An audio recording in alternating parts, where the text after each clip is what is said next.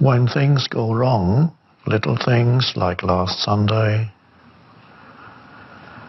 or bigger things, it's always a good test for your degree of presence.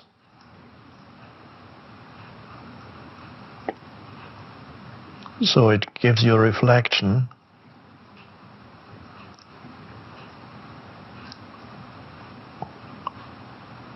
of how present you are or how non-present you are when something goes wrong.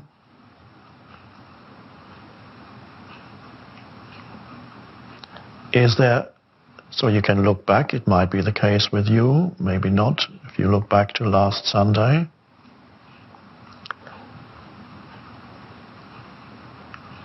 was there a reaction of whatever kind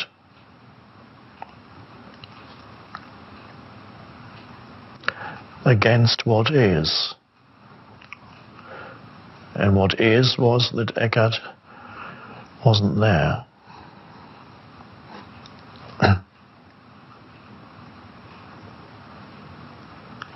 He didn't make it. Well, I was here, but didn't reach many of you, so Eckhart didn't make it to our appointed meeting.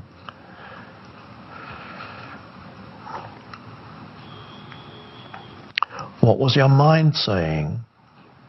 What did you verbally say? Comments to people around you? Or what did your mind comment about it? That's an interesting thing to look at. And accompanying the mental commentary, what was the emotion that went with it?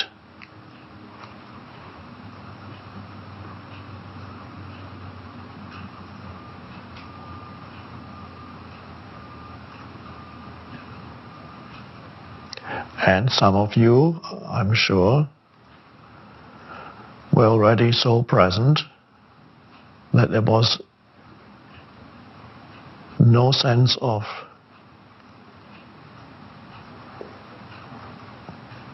upset, disappointment, anger, irritation, some kind of mental complaint. And perhaps there was just perhaps some of you just went into meditation, just became present and realized you don't need Eckhart to be present. Oh, wonderful. But if there was a reaction, then it's very useful retrospectively. Usually I don't like, as you know, don't like to go to the past, but from time to time can be helpful to look at a past reaction in which perhaps where you lost consciousness, you lost presence. And you don't beat yourself up. No, you just say, oh, that's interesting. There was the mind talking, and there was an emotion going with it. And I was completely that. I became that. It took me over.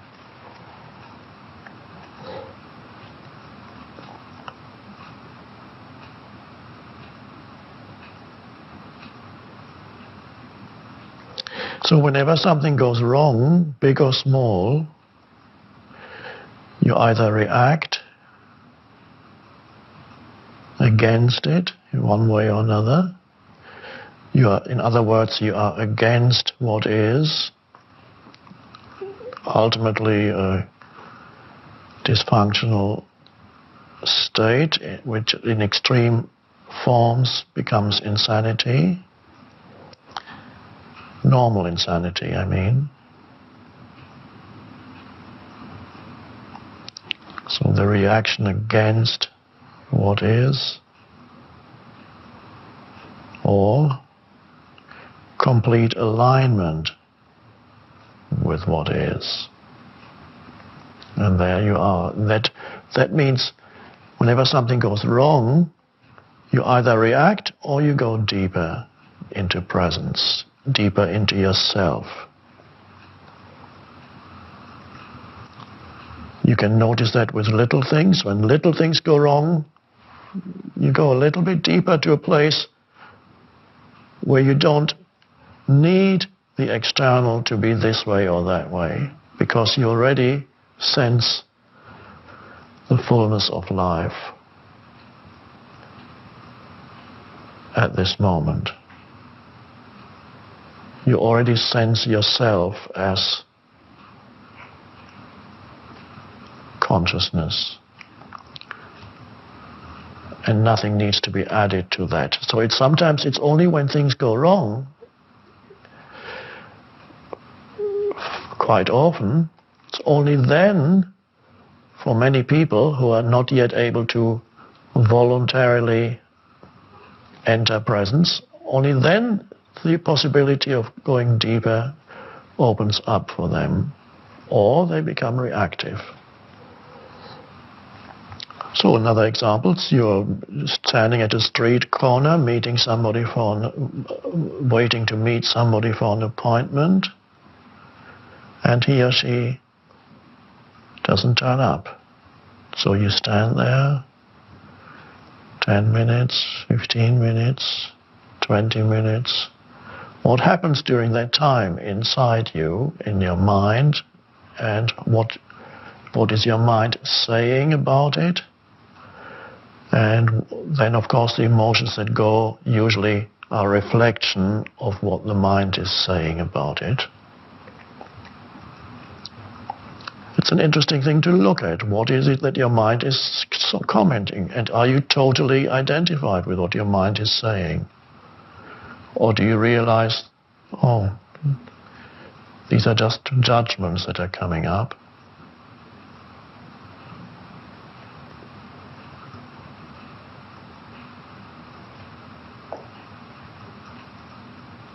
And there's the possibility, the opportunity for letting go of all interpretations at that moment as you're standing there at the street corner, the person isn't turning up, letting go of all interpretations and just be there as the field of presence.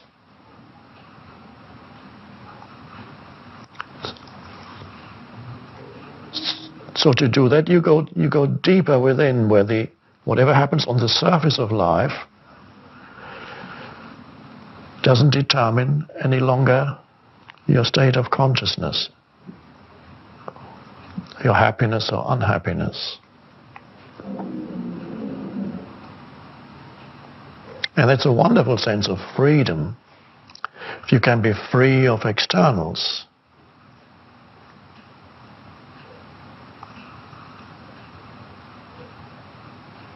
And then at some point you call the person and say, where are you, or where were you?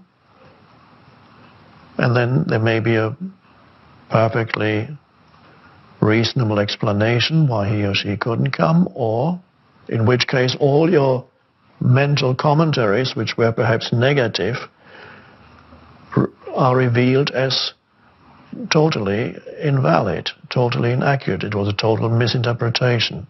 That's possible. Or it could be that your mental commentaries were justified and that person says, oh, I completely forgot, I was doing something else.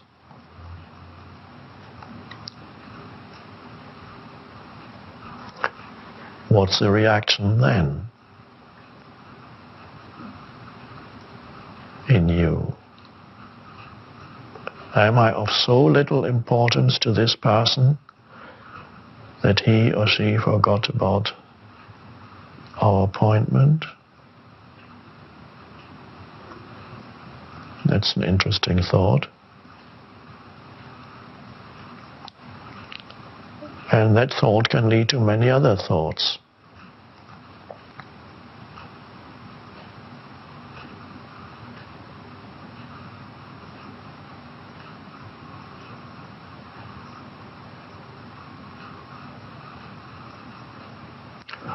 On a purely practical level, of course,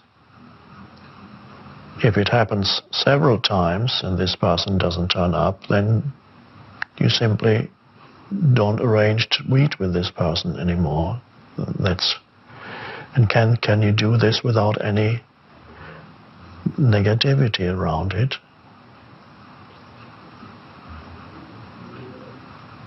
That's just what is. A very powerful state to immediately be with what is. That's what is. Instead of mentally saying it shouldn't be, or strengthen your ego by complaining about it. It's the same as saying it shouldn't be.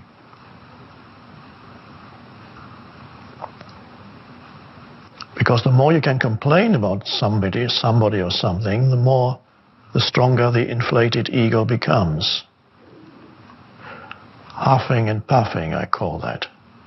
So the more you can huff and puff about people and what they do, or this person and that, the ego feels bigger and bigger. It's like a balloon. The more you huff and puff, the bigger you get. Can you live without huffing and puffing?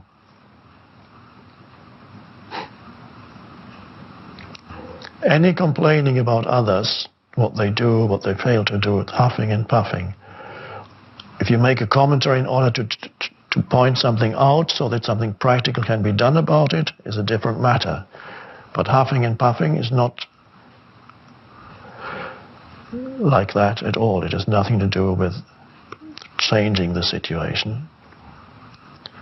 What it changes is the way in which you deal with the situation, which becomes dysfunctional.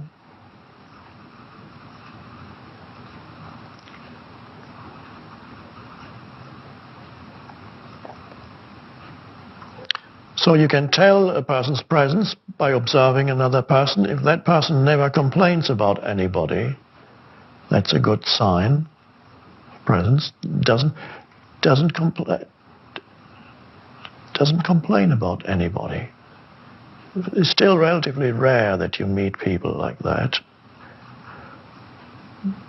But perhaps you're already on your way, or perhaps you're already at that state where you have relinquished all that futility of complaining about other people. It's an enormous step forward.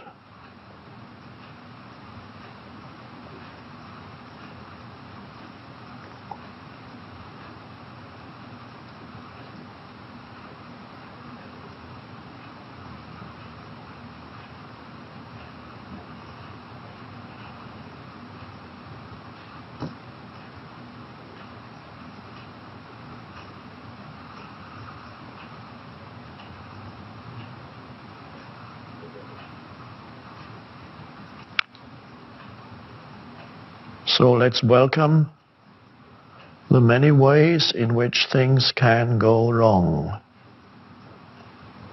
in your life.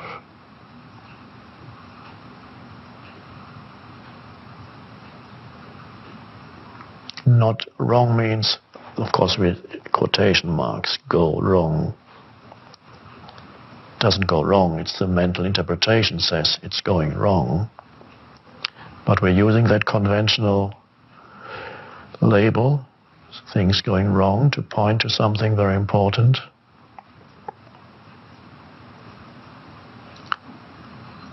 Expectations are not being met. You're not getting what you want.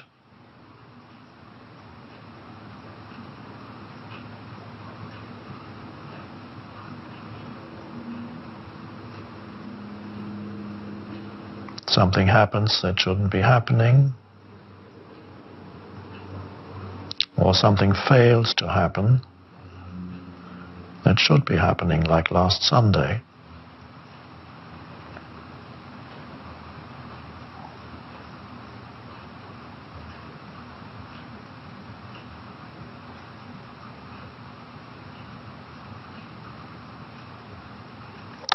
As you know, there are always two levels to this.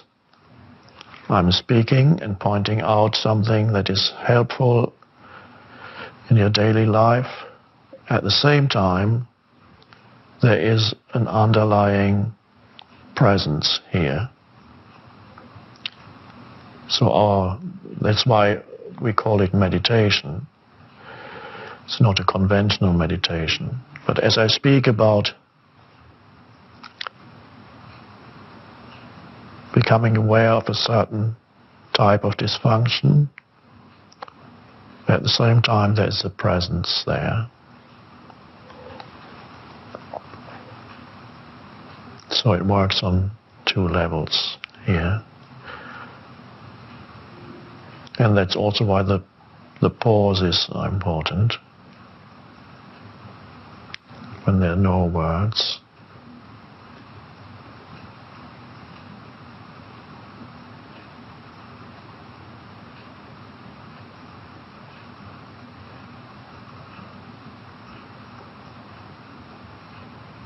So that next time there is something goes wrong, little or small, little or big,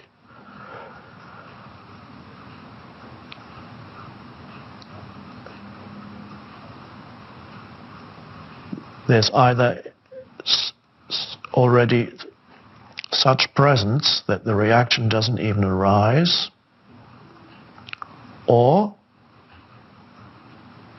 there's a reaction and then there is the recognition immediately after, a second after, or a minute after, there's the recognition that there is a reaction. And there's a recognition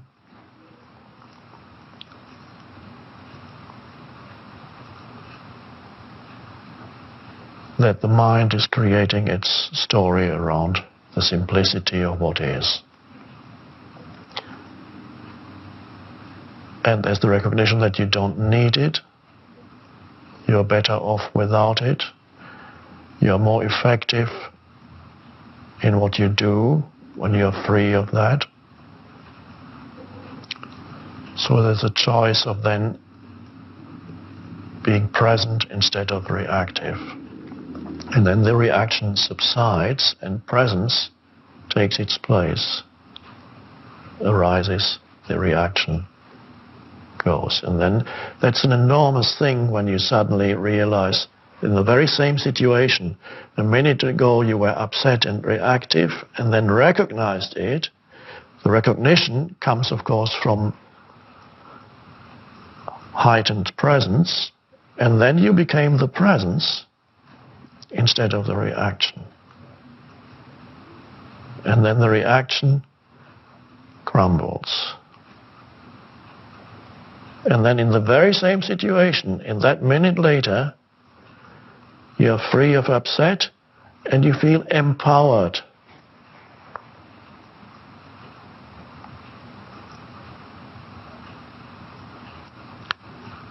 It means externals no longer control you.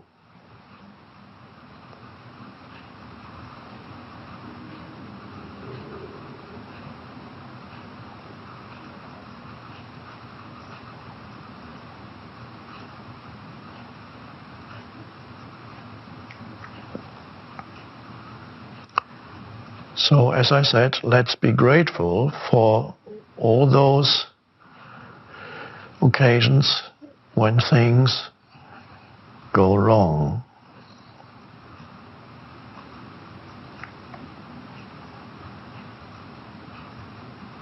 There's always an opportunity for going deeper.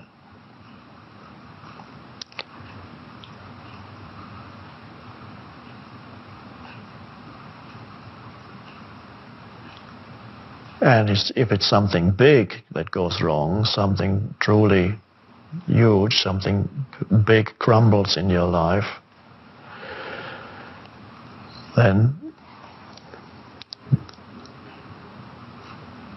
you'll have to go even deeper, so the depth increases.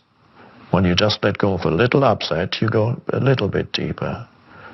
But when something big happens, some big loss in your life,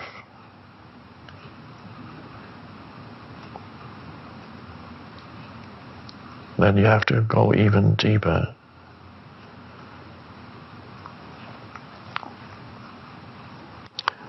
It's always miraculous to suddenly discover that you can be free of externals.